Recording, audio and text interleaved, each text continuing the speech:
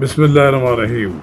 السلام علیکم ناظرین کرام، اگر میرا یوٹیوب چینل آپ نے اب تک سبسکرائب نہیں کیا، براہ کرم اسے سبسکرائب کریں، لائک کریں اور احباب کے ساتھ شیئر کریں اور آئی کان کا وہ بٹن دبانا نہ بھولیے کہ جب ہم ویڈیو لوڈ کریں تو سب سے پہلے آپ کو اطلاع ملے۔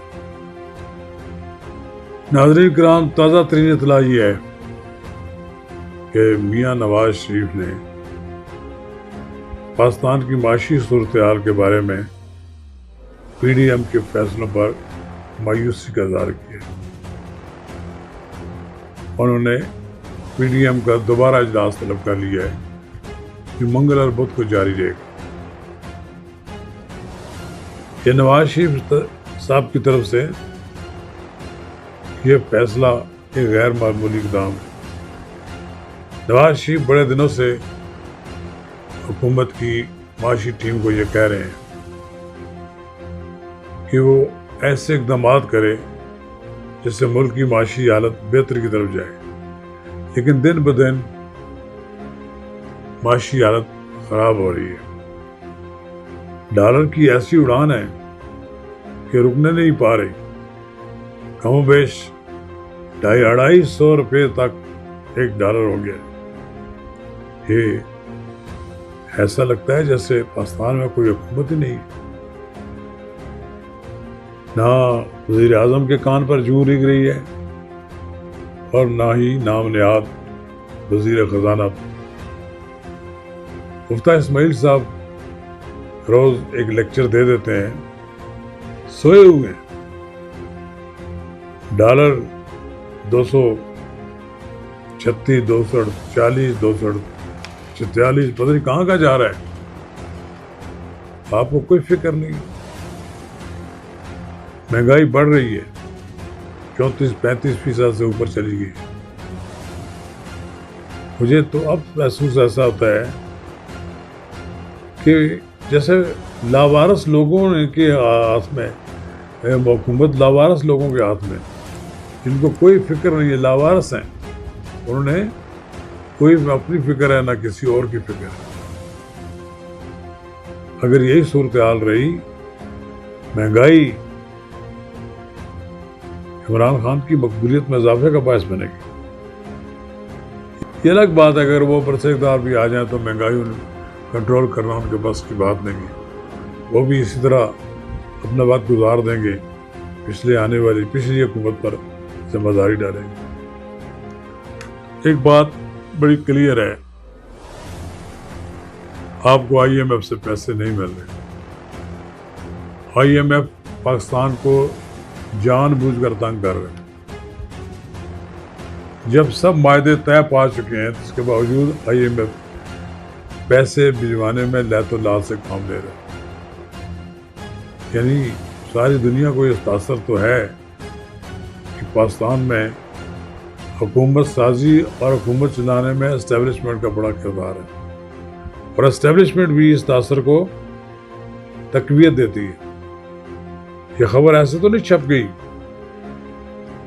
کہ پاکستان کے مسلح افواج کے سربراہ قمر جاوید باجوہ نے امریکی نائب وزیر خارجہ سے ٹیلی فون پر بات کی اور ان سے کہا ہے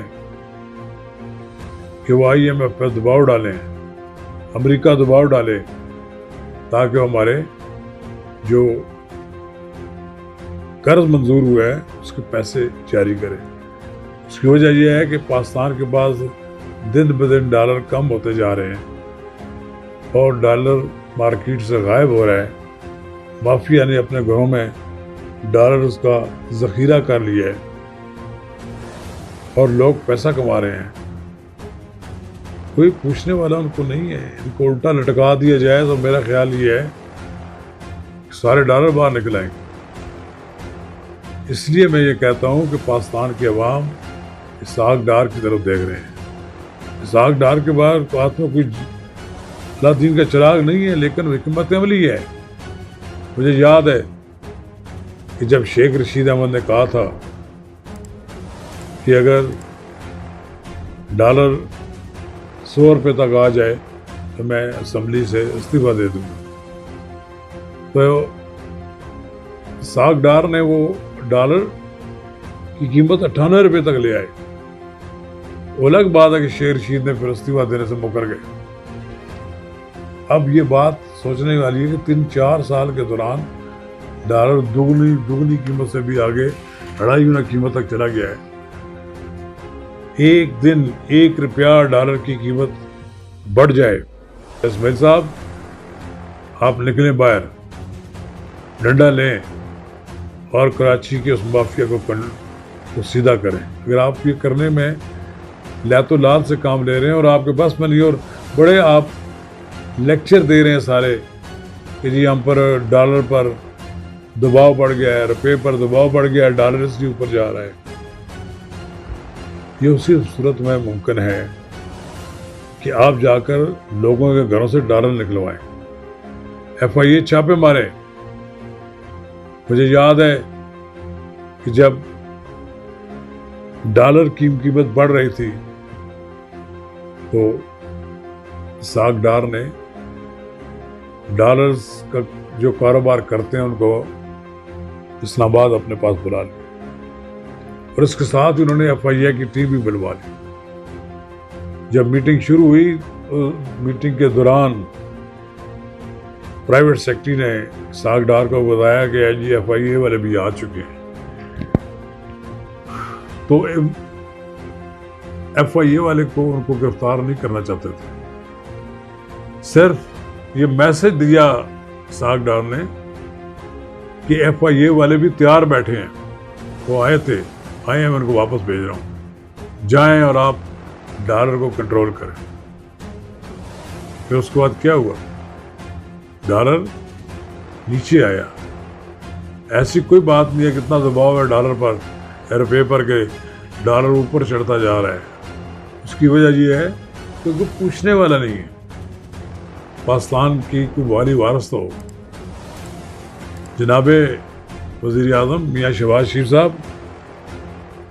بیٹھ جائیں کراچی میں، آپ پہلے بھی یہ بات کہہ چکا ہوں، کراچی میں بیٹھیں اور پھر اس وقت وہاں سے واپس آئیں کہ جب ڈالر کی قیمت پیچھے جائے، یہ واپس جانا چاہیے 150 روپے تک۔ آپ کو کوشش کرنی چاہیے، اس کے لیے شعوری کوشش ہونی چاہیے۔